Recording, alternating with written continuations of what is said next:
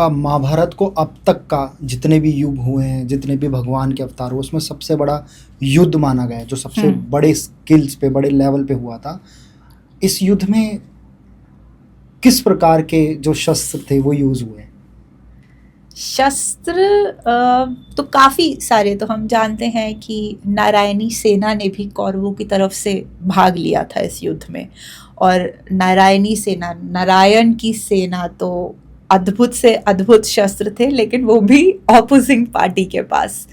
तो शस्त्रों की अगर मैं स्टोरी से उस पॉइंट को अगर जोड़ूं तो एक हमारा आता है कर्ण की, अगर हम बात करें तो उनके पास था इंद्रास्त्र, जो इंद्रदेव ने उनको दिया था।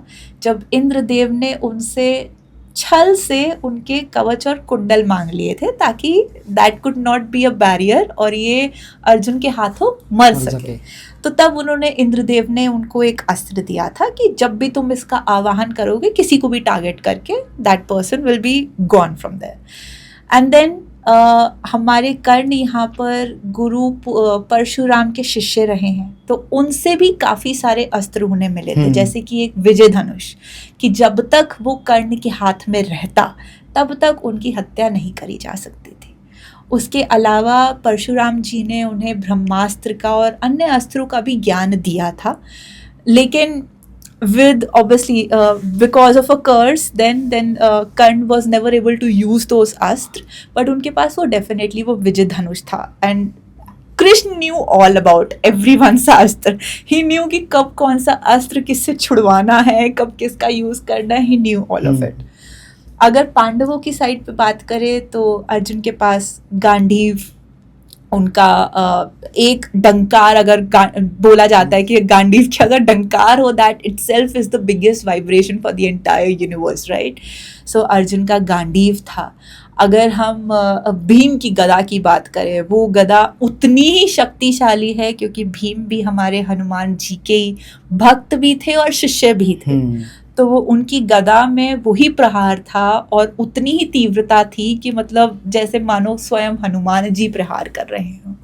तो इस प्रकार से काफ़ी अस्त्र थे, मतलब मेजर ऑब्वियसली सुदर्शन चक्र नहीं आया रणभूमि में, बट या दीज वर द मेजर अस्त्र जिन्होंने स्टोरी को ट्विस्ट किया है हर जगह। ये अस्त्र उस महाभारत के बाद क्या आज भी इस पृथ्वी पे होंगे?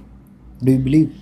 See, if we go back to science, energy can neither be created nor be destroyed. Right. If they were there, exactly, there must be present in some other form, probably subdued right now, resting for the Kalki avatar to come and to be able to use it. But yeah, वो I would say they could never be destroyed. वो that एक energy के बहुत बड़े स्रोत थे, वो किसी ना किसी फॉर्म में definitely exist करते होंगे।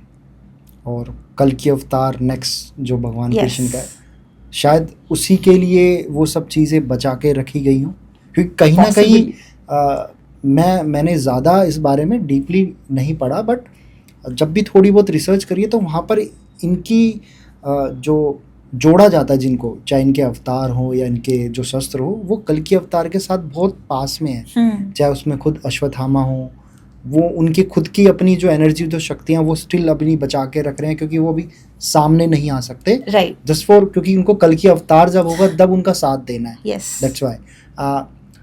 मैं आपसे एक और चीज़ पूछना चाहूँगा, जब भगवान कृष्ण खुद ने वो युद्ध को नहीं रोका, उस युद्ध को करवाया, तो बट उन्होंने खुद शस्त्र क्यों नहीं उठाया? सिर्फ क्यों अर्जुन को बोला कि तुम लड़ो, जो से जैसा मैं तुम्हें बता रहा हूँ बस वैसा वैसा तुम करो, या बाकी सबको जो ज्ञान दिया, खुद क्यों नहीं शस्त्र उठाया? तो इसके लिए एक और कैरेक्टर को समझना ज़रूरी है। तो हमारे कृष्ण तो काफ़ी लीलाधर, और उनके लिए everything was fair and simple, that धर्म हैज़ टू स्टैंड, राइट। उनके बड़े भाई बलराम दाऊ, जो कि शेषनाग जी का अवतार माने गए हैं, वो दुर्योधन के गुरु थे, और उनको दुर्योधन काफ़ी प्रिय था।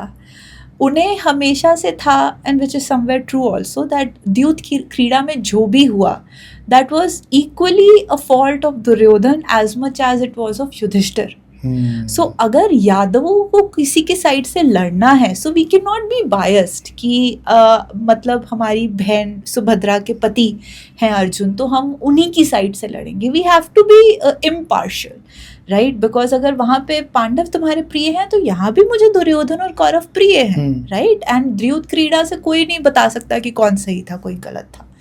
तो उस पॉइंट पे बलराम दाऊ ने तब कहा था कृष्ण को कि I would like you to be fair, fully fair.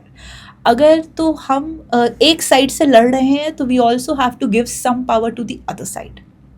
तो ये पॉइंट पे कृष्ण जी ने फिर एक अनाउंसमेंट करी थी दैट ठीक है, आज मतलब उस पॉइंट पे उस शाम तक जो भी उनके समक्ष दोनों पार्टीज से सबसे पहले आ गया, सबसे पहले वो उसकी इच्छा पूरी करेंगे. अपनी फिर रिमेनिंग पावर वो सेकंड साइड को देंगे. तो that was what he announced. And उसके बाद वो विश्राम के लिए चले गए. फिर कौरवों की साइड से दुर्योधन और पांडवों की साइड से अर्जुन कृष्ण जी के जब कक्ष में पहुंचे, तो पॉइंट ये था कि सबसे पहले सामने आना है. दुर्योधन जब कक्ष में पहुंचे, तो वो उन्होंने जब एक सिंहासन देखा, जब कृष्ण जहाँ पे विश्राम कर रहे थे, तो कृष्ण के सर के साथ में एक सिंहासन पड़ा था. दुर्योधन बीइंग दुर्योधन, हम तो भाई सिंहासन पे ही बैठेंगे, तो वो वहाँ पे कृष्ण के सर के समक्ष जाके वहाँ पे बैठ गए.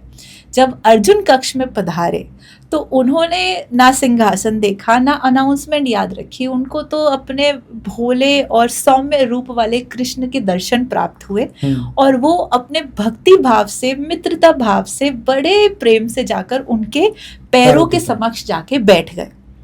अब नाउ नेचुरल हम जानते हैं कि कृष्ण हरि के अवतार में कैसे विश्राम करते हैं. उनकी आंखें, उनकी दृष्टि पैरों की तरफ ही होती है. जैसे ही वो जागे, चाहे रूम में पहले दुर्योधन आया, उनकी नजर सबसे पहले अर्जुन पे पड़ी. तो उन्होंने अपनी अनाउंसमेंट को रिकलेक्ट करते हुए दोबारा दोहराते हुए बोला कि अर्जुन पहले आप मांग कीजिए. जिस पे ऑब्वियसली दुर्योधन वाज लाइक कि भाई हम तो पहले हाँ वैसे कैसे कर सकते हैं. Then Krishna decided and announced कि ठीक है, आई एम डिवाइडिंग माय शक्ति इन 2 भाग. एक है कि आपको एक तरफ मेरी 11 अक्षौहिणी नारायणी सेना है जो अपराजित है, कोई हरा नहीं सकता, हर अस्त्र जानती है, हर कला जानती है, हर टाइप का युद्ध जानती है.